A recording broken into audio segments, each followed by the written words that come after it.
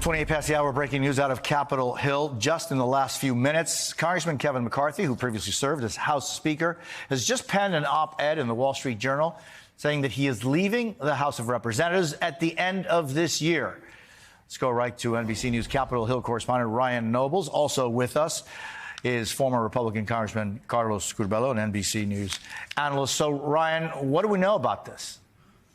Well, it's not a surprise, Jose. There has been a lot of speculation about Kevin McCarthy's future after he was removed from the Speaker's office in that drama that took place just a couple of months ago. And there were very few people here on Capitol Hill that felt that McCarthy would hang around in a backbencher capacity.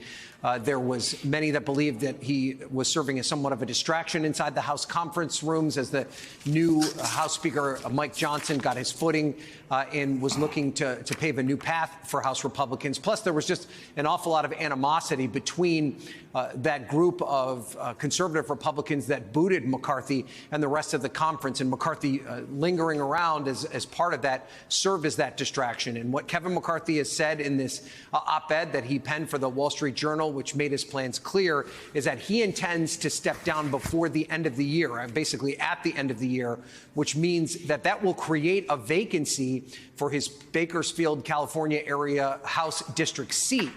And that's important, Jose, because as you'll recall, just last week, the House expelled George Santos, another Republican member. That reduced their margins from 4 seats down to 3. Now, with McCarthy leaving, that means they will only have a 2-seat majority. And there's another congressman from Ohio who is expected to step down in the new year to take on a new role as the president of Youngstown State University.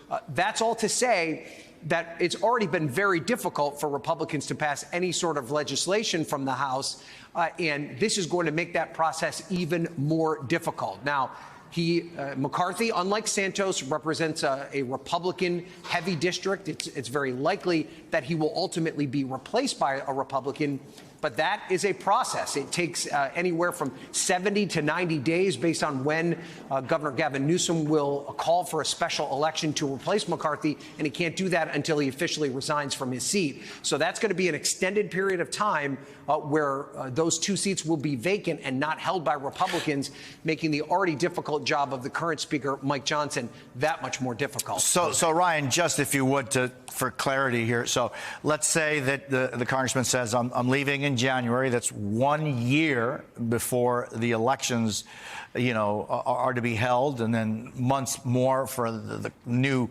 member of Congress to swear in. This process means that once he leaves in January, that seat is null and void until. No, it's not. No. So we will head into election year in 2024.